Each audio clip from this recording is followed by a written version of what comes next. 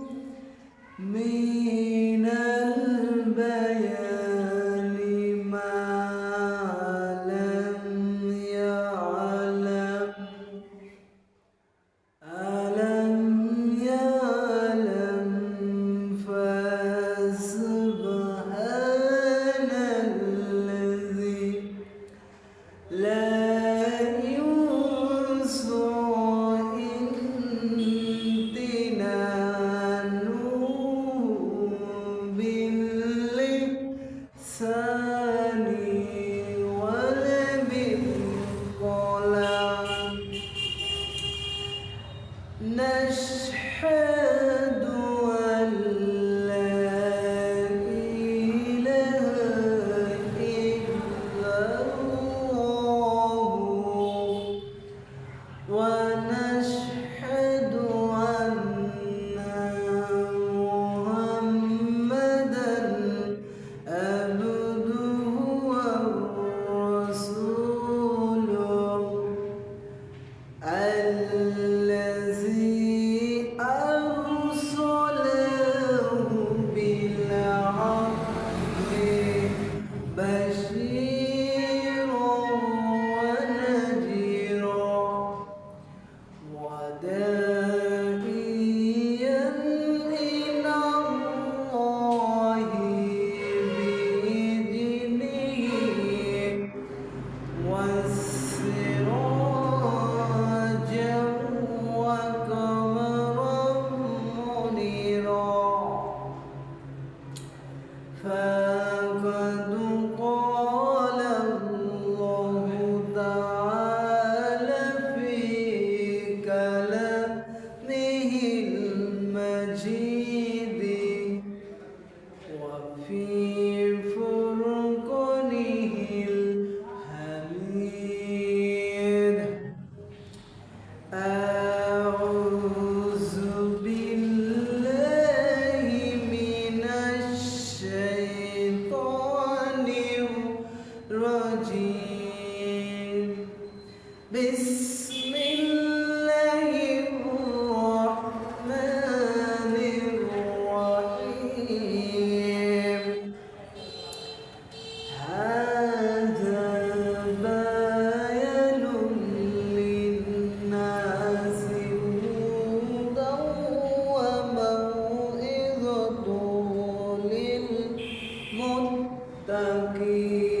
للمتقين هذا بيان للناس هدى وموعظة للمتقين صدقت يا ربنا إن الله وملائكته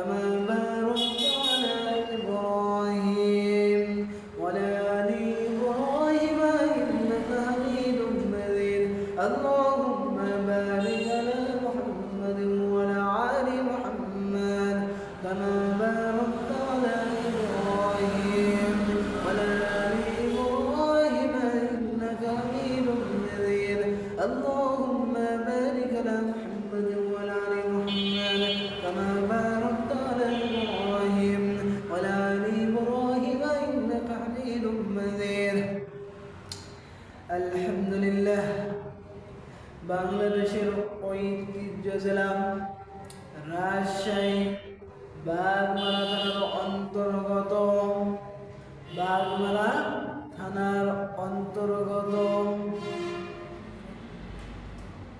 বাগমারা থানার অন্তর্গত তালতলি বাগমারা থানার অন্তর্গত তালতলি বাজার জামে মসজিদের ভিতর একটা বিরাট ইসলামী মহা এবং সম্মেলনের আয়োজন করতে পেরে আমরা সবাই খুশি না বেজার?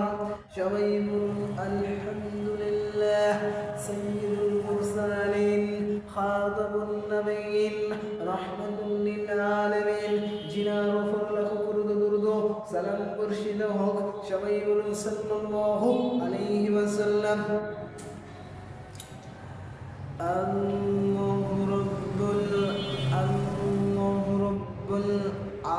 আলামিন বলেন ইন্নামাল মুমিনুনা আল্লাযীনা ইযা যুকিরাল্লাহু ওয়াজিলাত قلوبهم وإذا تليت عليهم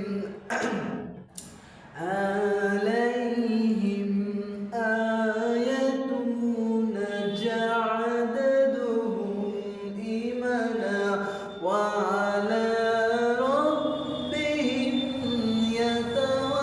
يتوكلون الله أكبر الله أكبر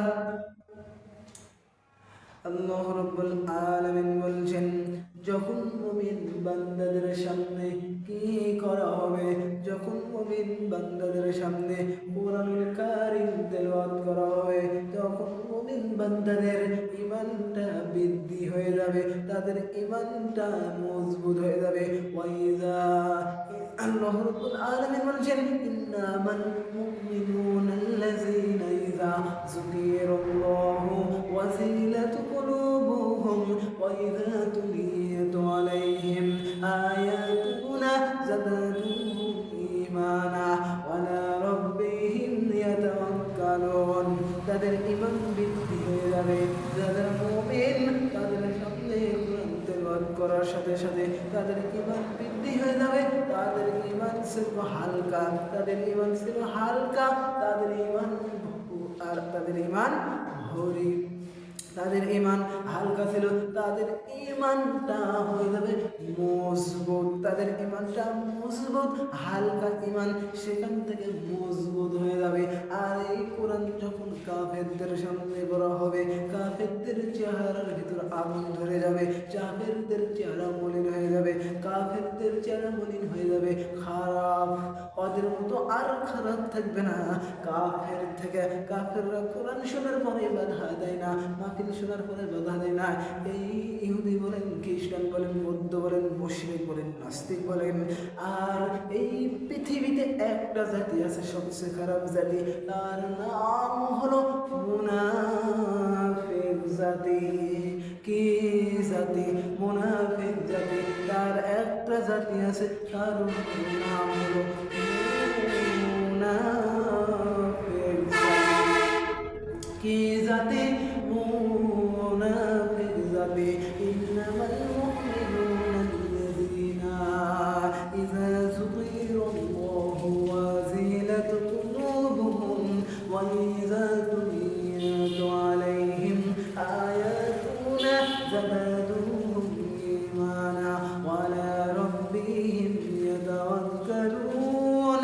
তাদের কি করা হবে? তাদের ঈমান বৃদ্ধি হয়ে যাবে। বাম স্তনের নিচে একটা বস্তুর টুকরা আছে, আরবিতে তার নাম হলো কলব।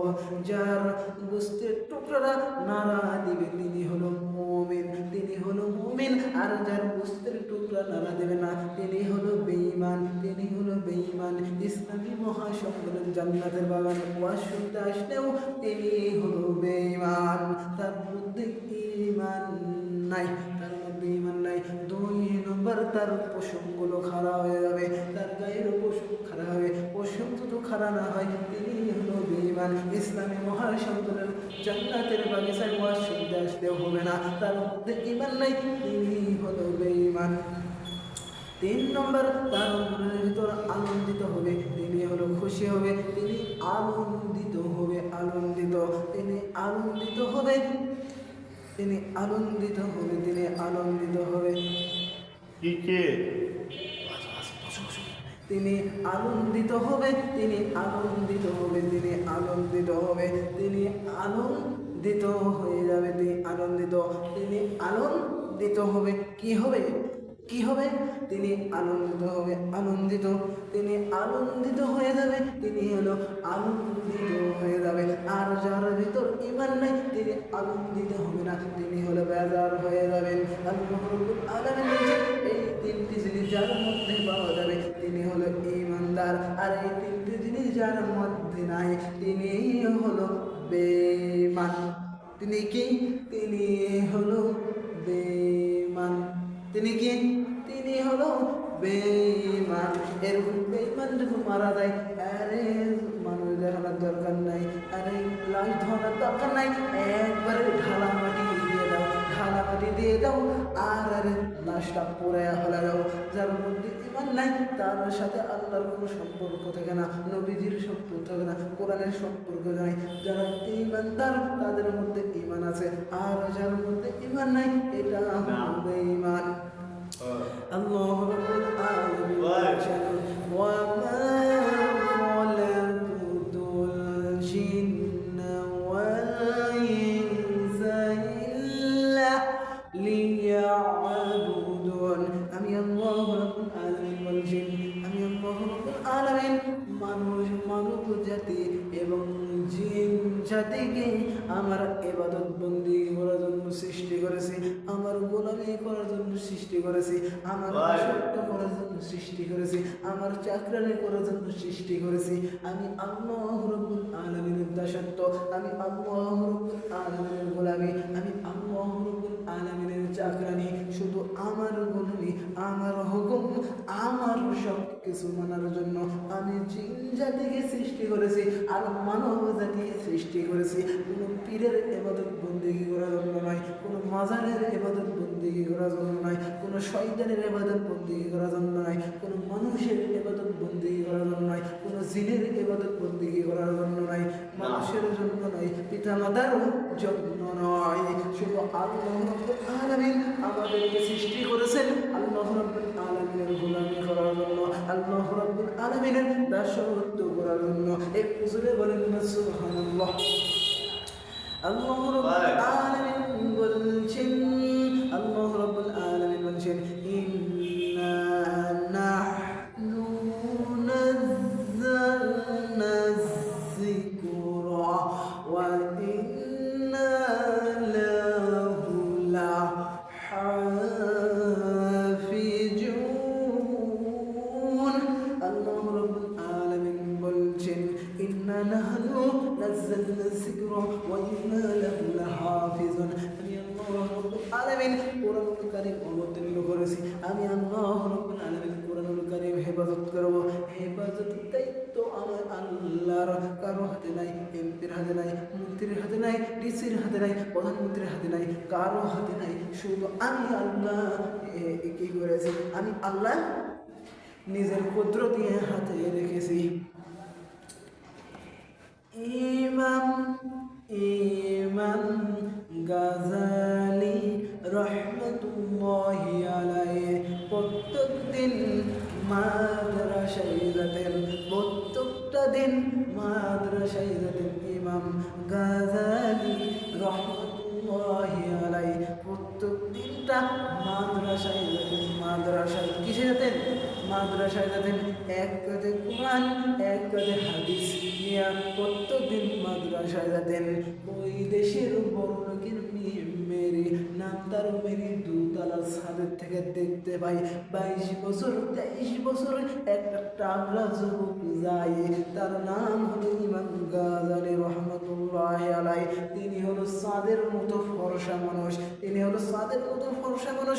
অরণ্যের ভিতর উকি দিচ্ছে, কি যেন অরণ্যের ভিতর বসে গেছে, কি গেল ইমাম গাজালি রহমতুল্লাহ আলাই 22 বছর 23 বছর যুবক পাখি মাথায় দেয়, মাদ্রাসায় যান, প্রত্যেক দিন মাদ্রাসায় যান।